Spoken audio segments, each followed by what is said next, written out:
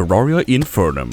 One of the hardest Terraria mods out there, so hard in fact, the creators locked it to expert mode, otherwise it would be too unfair. But what if we could bypass that restriction? What if you could beat Calamity Infernum on legendary difficulty? Hey guys, Raph here, and I've never played Infernum. Haha. Let's jump into the challenge before I start second guessing myself. Our journey begins in hell. Literally.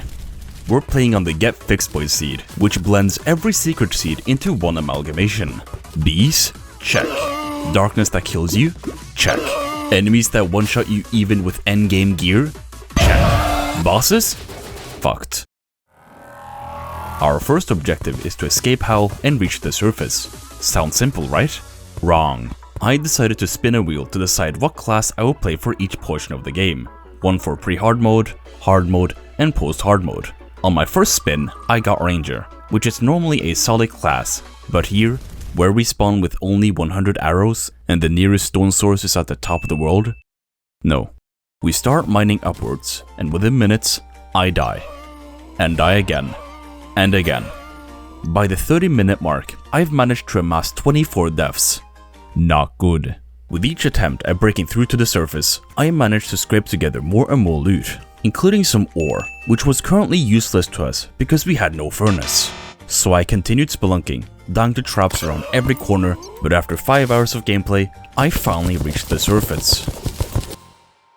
It's not much better. Crimson and corruption everywhere, darkness loomed all around, and enemies spawned faster than I can say, subscribe. Ooh. With our piss poor equipment, we would not last more than 10 seconds, so we head back down and craft a crown, to later turn into a slime crown. Who are these guys? Since we are playing modded Terraria, I decided to add a couple of mods to make my life easier. The main ones are Alchemist Lite NPCs and Fargo's Mutants. Most of these mods won't impact the gameplay, because honestly, I forgot about them. With the crown in hand, we head back to the surface to find the demon altar to craft the slime crown. The most common place to find a demon altar is at the heart of the evil biome, and instead of giving in to my mole tendencies, I had a much greater idea.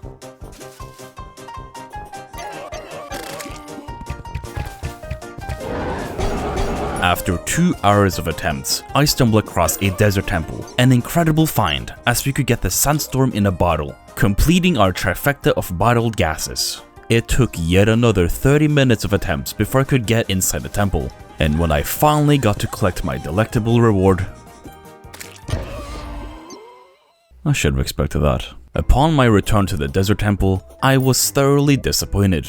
No. But venturing deeper into the temple, I saw that there was a demon altar underneath the temple. The only problem was that it was covered in a thick layer of ebon stone, a block that can only be broken with a pickaxe power you get after beating the evil biome boss. But there was one other way of getting through this layer of ebon stone: dynamite.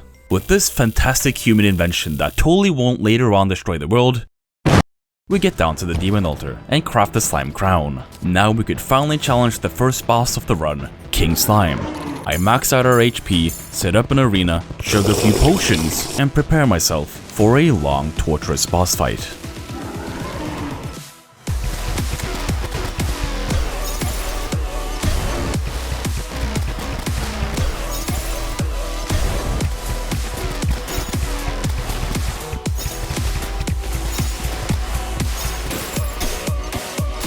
After a couple of attempts, I realized that this isn't working out, so I expand the arena, head up to the surface to break a shadow orb, getting a musket, and allowing the arms dealer to move in, so that I can buy a mini shark.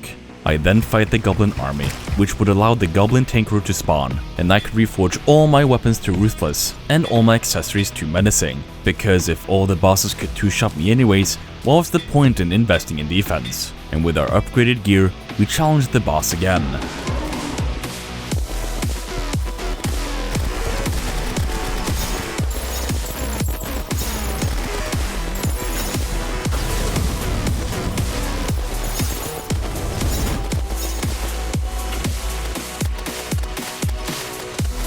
And with King Slime defeated, we have now set our first milestone.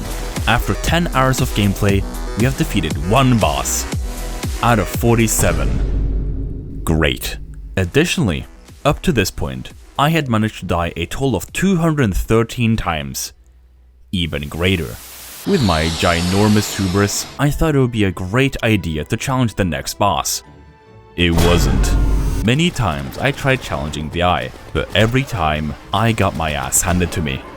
Back to the drawing board. If I couldn't beat the Eye of Cthulhu, who was someone I could? The Desert Scourge. To prepare for this boss, I needed more mobility items. My first pit stop was the floating islands, to get the fledgling wings and a shiny red balloon. But when I got to the islands... What? Yep, the chests were locked. On the Get Fixed Boy wiki page, I had noticed a teeny tiny segment that said that the Sky Island chests were locked. Well, that sucks. Now what? Jays. One of the most useful accessories you can find in the base game is the Terraspark boots, an item allowing you to run significantly faster than normal. To craft the Terraspark boots, you need to combine 8 different types of boots. I had already managed to gather the Spectre boots, Ice Skates, and the Water Walking boots, meaning the only things missing were the Anklet of Wind, the Obsidian Rose, and 20 Obsidian. So I headed to the jungle, where I found the Anklet of Wind after 2 hours of excruciating pain, the Obsidian Rose after an hour of farming imps, and the Obsidian within minutes. With all these items combined, we could create Air Jordans. Dripped out with our Jays, we head back to the desert, build an arena, and challenge the worm.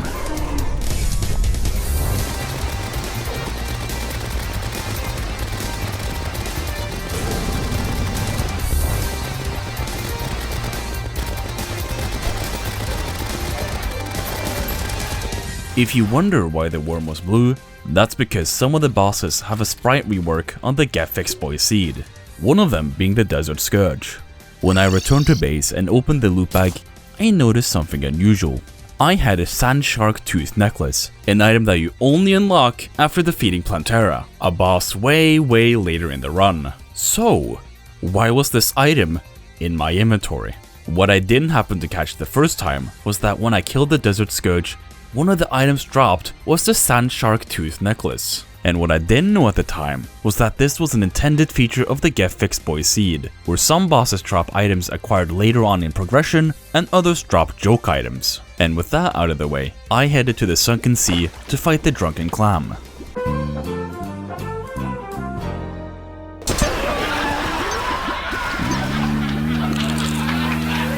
After a few attempts, we managed to kill the giant clam. We then headed back home to craft the next gun in our progression, the Storm Surge. The Storm Surge is a weapon that fires a blast that travels through blocks and deals huge amounts of damage. Very cool. Afterwards, I decided to start building a trophy room because the boss trophies were beginning to pile up in my inventory and I wanted a place where I could show them off. Okay, so I just finished building, which took 5 hours. Oh, this looks so terrible. Look at the map. Oh my. It's not even symmetrical. With our trophies placed down, I thought it would be a good idea to expand our collection.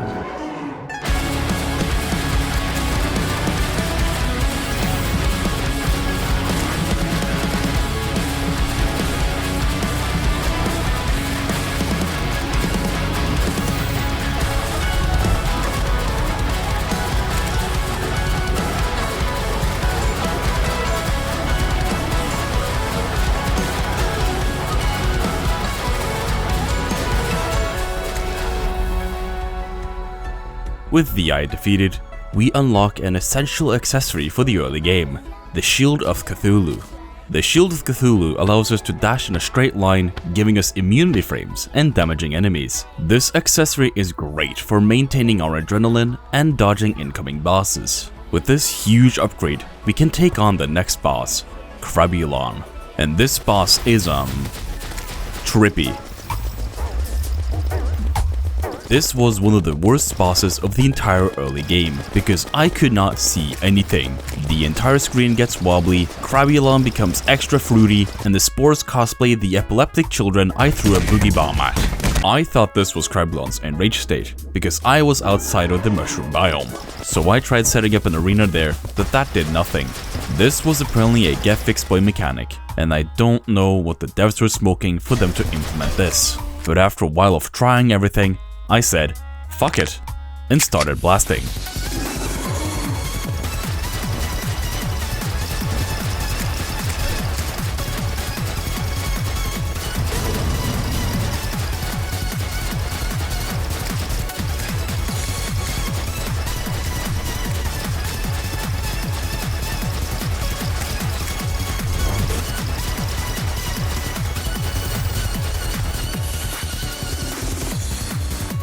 With the big crab defeated, that meant we were 1/4 of the way through the early game. As there is no sleep for the wicked, we continue on to the next boss fight, the Brain of Cthulhu. Out of the 2 evil biome bosses, the Brain of Cthulhu is the easier one. Its attack patterns are more predictable, and it doesn't require more advanced movement gear like the Era Worlds. There was only one issue plaguing me when thinking of this boss: the frequent mob spawns.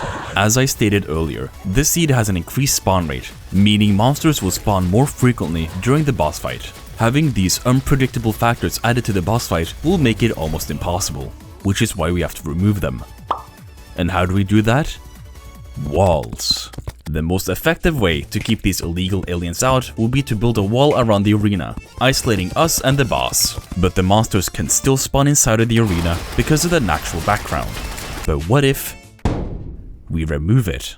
Monsters can spawn anywhere in the world, except in front of player-placed walls. So if we cover the entire arena with walls, we have an arena free of monsters. So I got to work on this monumental task, covering the background layer and walls, and dying constantly to frequently spawning enemies. But after a torturous 2 hours of building, and a total of 11,000 walls placed, we have a fully functioning arena. We then craft the boss items, prepare our wit, and take on the boss.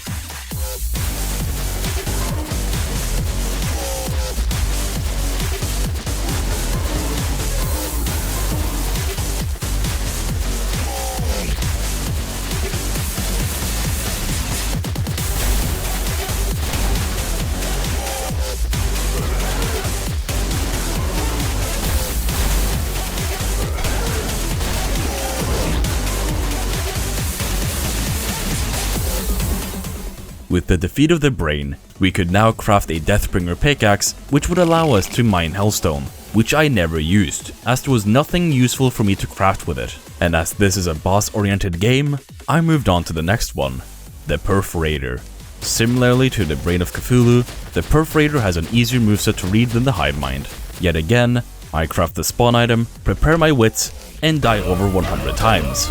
This was the boss I had the hardest time fighting against in pre-hard mode. When this boss gets down to 70, 50, and 25% HP, it releases a mini-boss which you've got to deal with before you can damage the Perforator. All the while the Perforator dashes at you and shoots spikes. And this always made me trip up, as the Storm Surge lacked the distance to deal with these mini-bosses, so I had to change it up and get a weapon with a bit more range. And that's where I found the perfect weapon to use against this boss. The Firestorm Cannon. A direct upgrade to the flare gun, shooting a flurry of flares and alternating as a shotgun. A perfect blend of long range and highly condensed firepower.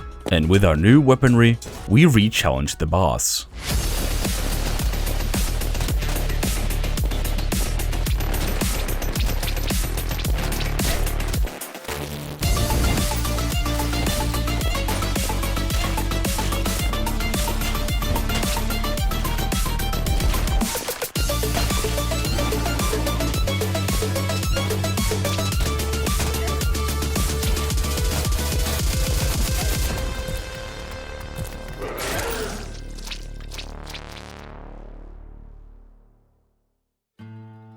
Upon defeating the Perforator, we head back home, place the trophy, open the trophy bag, and relish in our newfound loot. There wasn't actually anything noteworthy in the loot bag, except these blood fins, which acted as superior potions that healed an extra 200 HP more than the ones we were using. Upon the Perforator's defeat, we have now unlocked a new type of ore, Aerolite. This ore is incredibly useful to us, as it allows us to upgrade our armor and unlock our first pair of wings, the Skyline Wings. And with a new upgrade comes a new challenge. The next one for us will be the Queen Bee, where we have to set up another arena. After yet again setting up an arena, I summon the Queen Bee and start the fight. The Queen Bee fight is mostly the same as the base game with a few extra phases. It now shoots stingers more vigorously, she has a bullet hell phase, and that's it. We open the bag and move on to the next boss, Skeletron. But there was one problem. I had no idea where the dungeon was. Well, I did. Kind of. The dungeon where Skeletron resides always spawns on the same side where the sulfuric sea spawns. So if we use a magic conch, then we can get to the structure. What happened? Well, as you could probably tell, we were in the sulfuric biome. But there was one problem. The entire ocean was flipped. Instead of being at the top of the ocean, the sulfuric sea was now at the bottom, while the abyss was at the top. I tried mining to the surface, but realized it would take way too long, and I had no way of crossing the abyss without dying. So, what was the plan? Well, there was only one thing I could think of.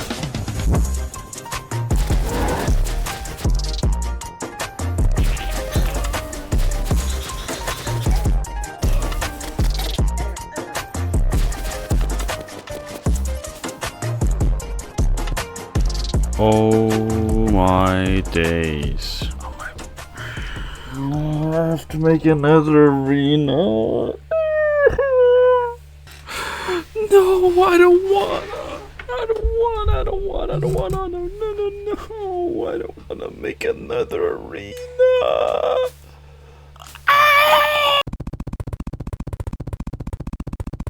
After crying and building an arena, we challenged Skeletron.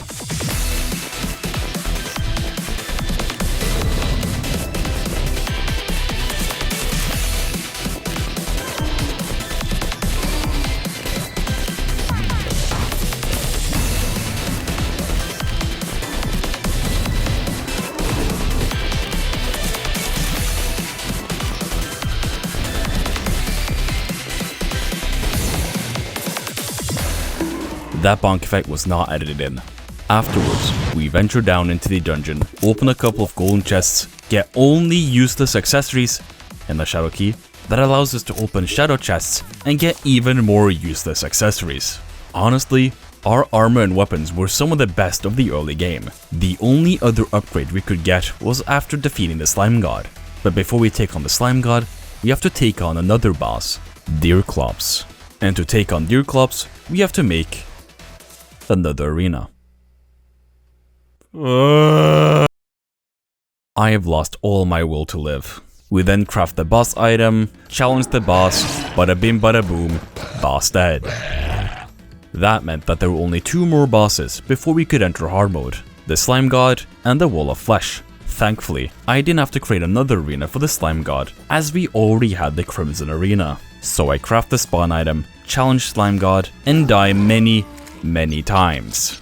Because I had managed to accumulate a 20 loss streak, I decided to reevaluate my approach and upgrade my weapons. I went back and killed Krabulon and pulled a ranged weapon that I missed out on in the early game, the Fungicide. The Fungicide is a weapon that has only been nerfed since its release, proving how good it really is. It fires a bullet that splits into several homing spores that will attack the nearest enemy. And honestly, it's a shame that I didn't get this weapon earlier, because now I can't live without it. But even with this weapon upgrade, I had a hard time fighting the boss.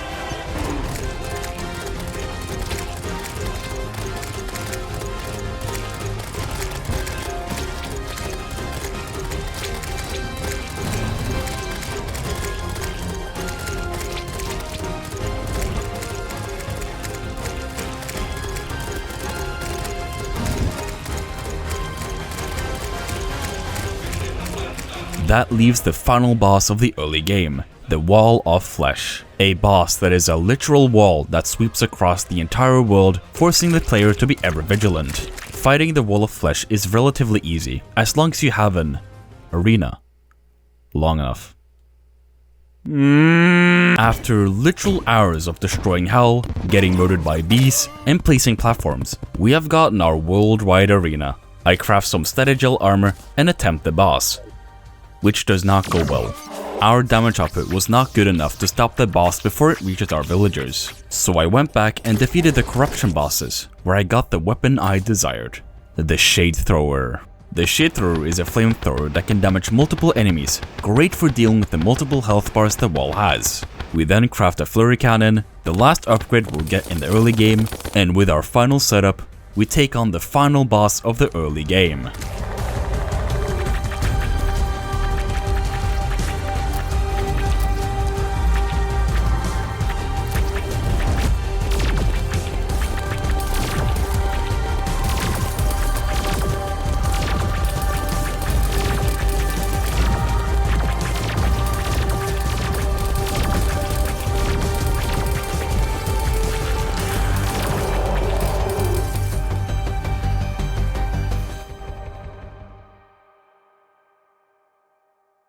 And that was it.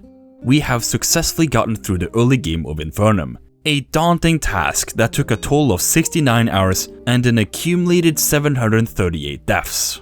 Unfortunately, this is where the journey ends. As much as I wanted to include the rest of the playthrough, editing this behemoth of a playthrough in one cohesive video would have resulted in this video releasing in June.